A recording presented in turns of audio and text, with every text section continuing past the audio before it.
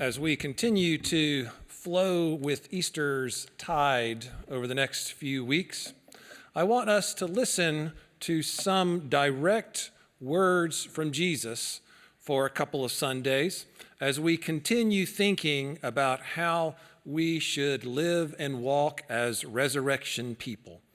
So today is a reading from the Gospel according to John, chapter 10, verses 3 through 4 and 11 through 18.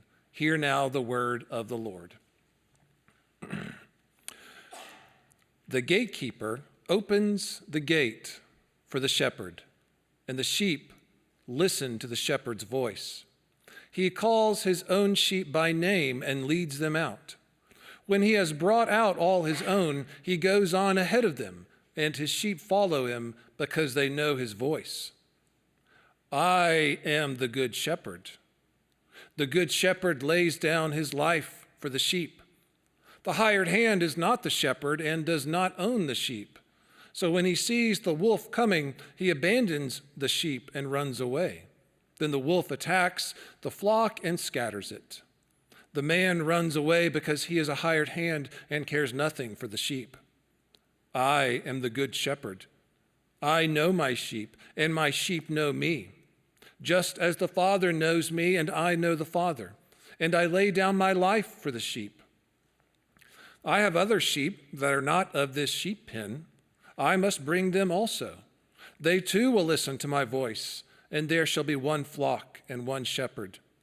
The reason my Father loves me is that I lay down my life, only to take it up again. No one takes it from me, but I lay it down of my own accord. I have authority to lay it down and authority to take it up again. This command I received from my Father. May God bless the reading of this holy word today. Now, in Jesus' larger speech here, those were all Jesus' words that we heard. He gives this big speech in the first half of John chapter 10, and he uses a lot of sheep herding metaphors. You heard some in our passage there.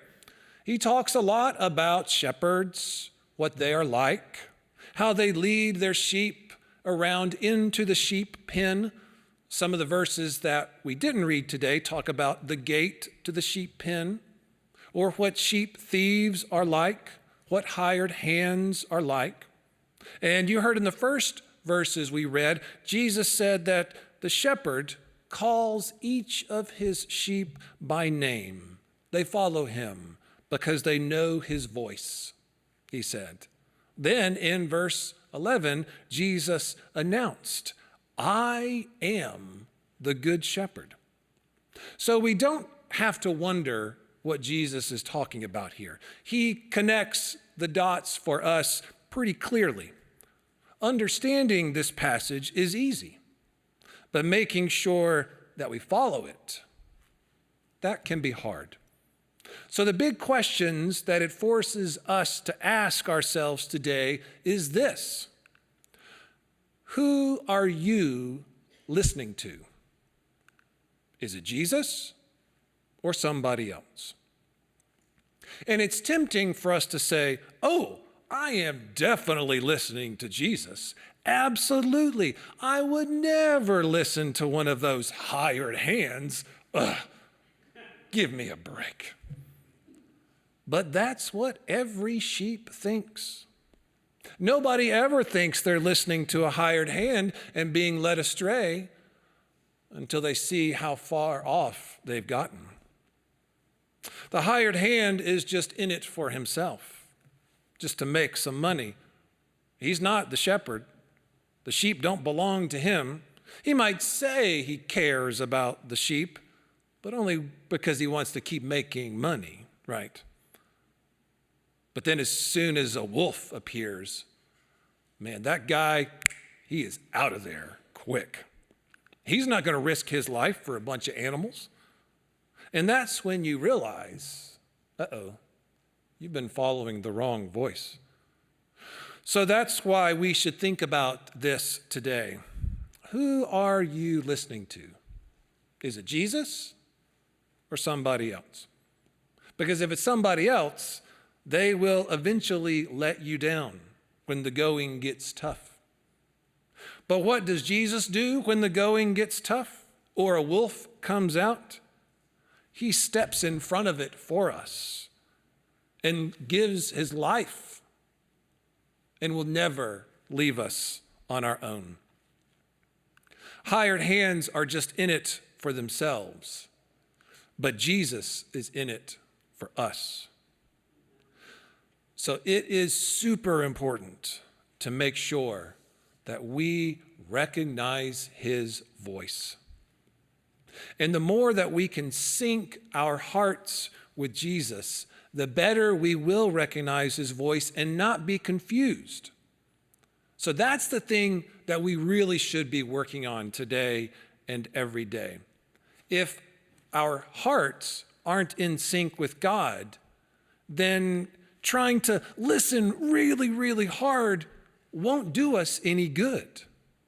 If our hearts aren't in sync with God and we're listening really hard, then we're just going to hear more of the clamor and noise of the world, and it will drive us mad.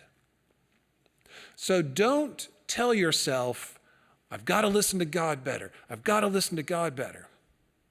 Because you actually don't need to stress about that.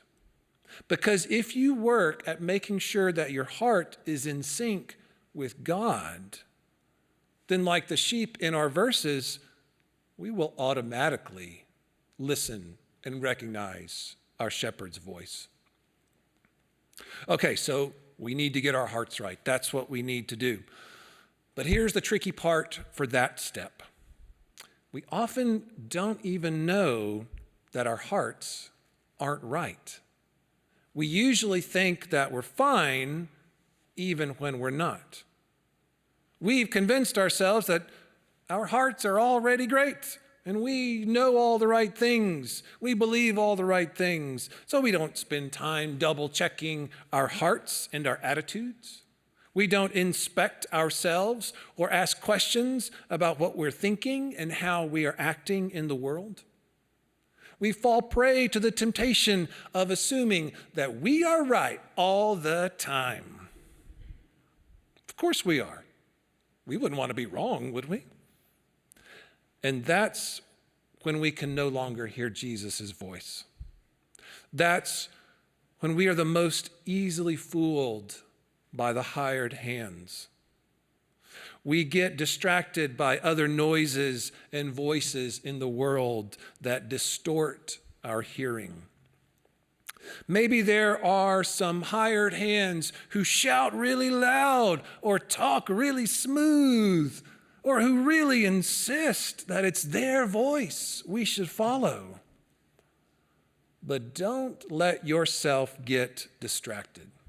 Sync your heart so that you will know and recognize Jesus' voice. That way, when you hear some other voices out in the world, they will sound off somehow. And you'll think, something's not right. Maybe it's because they're trying to do a Jesus impersonation, claiming to be speaking for God. But don't get fooled. Only listen to the right voice. Think of it, getting your heart in sync with God. Think of it like pairing a Bluetooth device to your headphones so that you can listen to another audio something right in your earballs. And what's neat is that a lot of tours or museums will offer that now so that you can just walk around and listen to a virtual tour guide at whatever pace you feel like sauntering around outside. So you pull up the list of available devices to sync with for you to listen to, and you see that one is named totally the right device you should pair your earbuds with. That's interesting. It's kind of a long name for a Bluetooth device, but okay, whatever. It says it's the right one to listen to. Okay. And you don't spend time trying to verify it. It sounds like what you need. and you just want to keep going along with things, but then you don't realize maybe the whole time it's a prank, and you've been walking around through the museum or on the tour listening to the wrong voice, giving you the wrong information, laughing at you the whole time, telling you the wrong things. So when you are out in our world, little sheep, be careful. Double check what you're listening to and protect your heart because it is precious. It's like the old children's song, "Oh, be careful, little ears, what you hear. Oh, be careful, little ears, what you hear. For the Father up above is looking down in love. So be careful, little ears, what you hear." That's good advice. There will be voices that craft themselves to be very enticing so that they get a lot of listeners. Kind of like in the sermon last week, if you say things people want to hear, you will get a lot of followers. But Jesus doesn't say what we want to hear. He says and does what we need. Even if some people don't want to connect with them because he asks a lot of us. He invites us to give our whole lives. And that's a pretty steep cost that many might not be interested in giving. So maybe we can think of it like if you're in a hotel or an airport or something, and they have like an official Wi-Fi network that you can connect to, but they charge money for it. Don't nobody want that. We don't want to pay for our Wi-Fi. It should be free. So we look and we scroll the available Wi-Fi networks that our phone has found, and what do you know? There's one that doesn't require a password at all, and it's free, and we can just hop onto that one easy peasy. Let's see. It's called Totally Legit Free Wi-Fi Network that you should use and agree to all the terms. It's an oddly long name for a Wi-Fi network, but okay, whatever. It says it's totally legit. It's right there in the title, and it's free, so I'm sure it's fine. When in reality, it was probably set up by a hacker so he could steal all the information from the people who have connected to his fake network. So don't get scammed, whatever it is. There are a lot of false voices out there trying to get your attention or your time or your energy or your money or your hearts. A lot of hired hands who just want money and don't care about the sheep. And there are a lot of wolves out there too. I heard a story about a guy kind of like that in the news last week. I read it in the BBC. Although this guy, he didn't look like a wolf. He actually dressed like a bear. A very specific bear, it turned out. So apparently in England, Pudsey the bear is the mascot of a charity called Children in Need, which raises money to help disadvantaged kids all over Britain.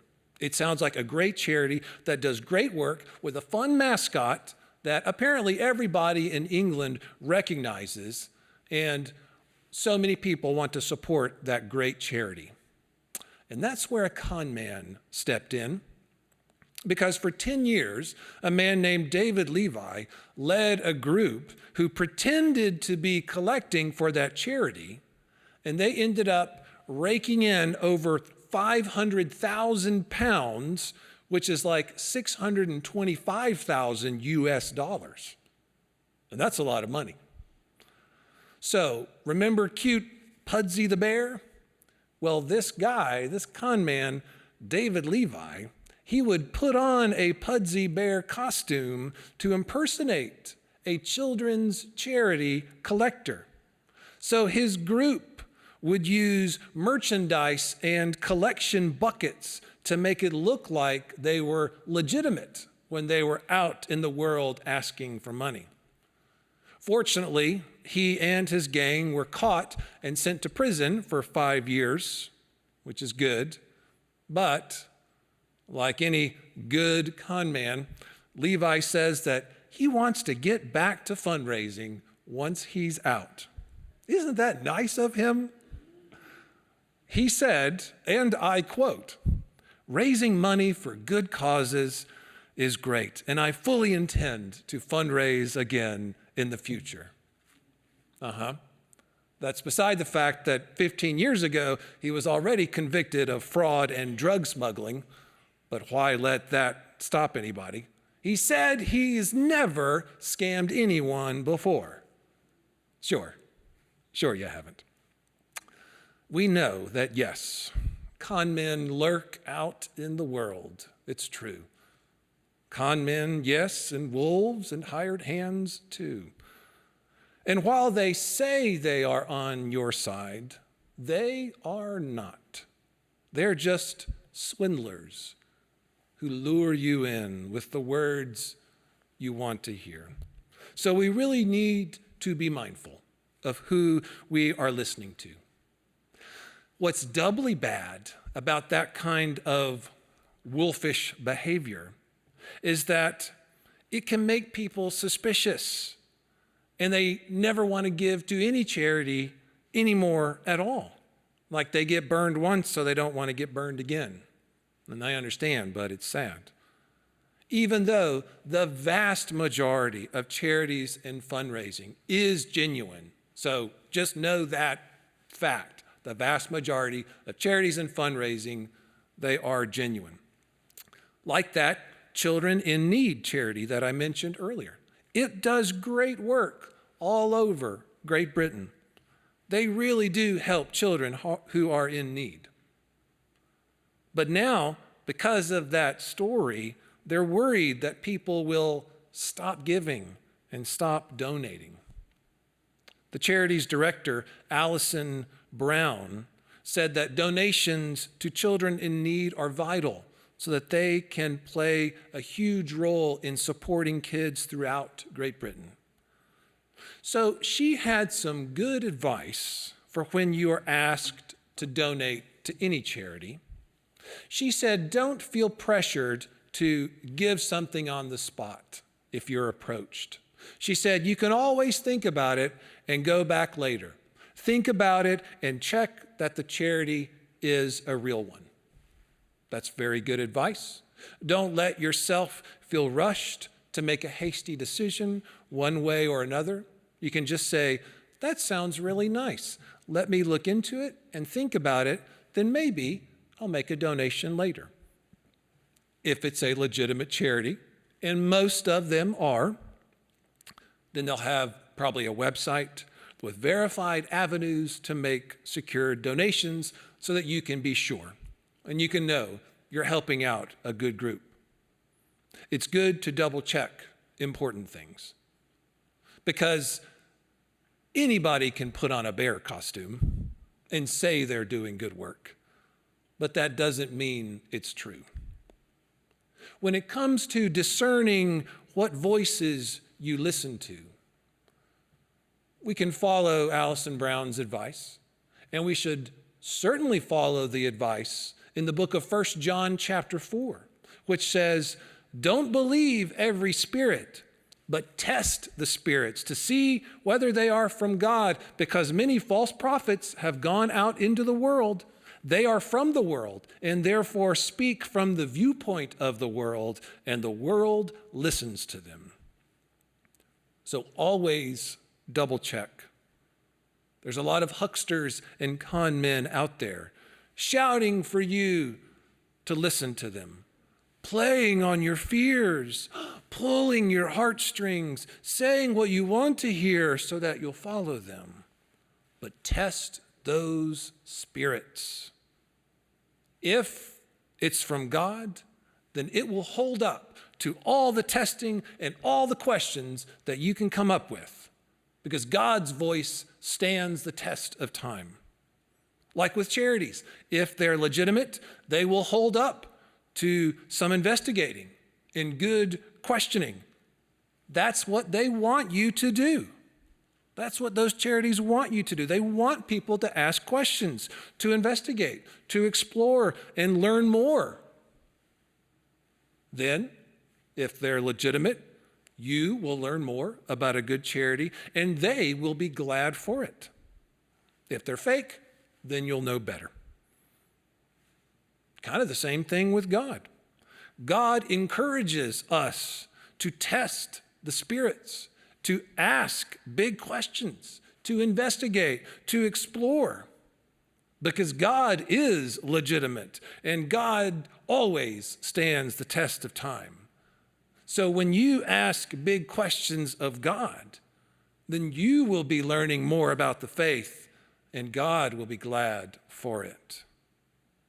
And then when you think about and you answer the questions we posed earlier, then you will be able to say with more confidence,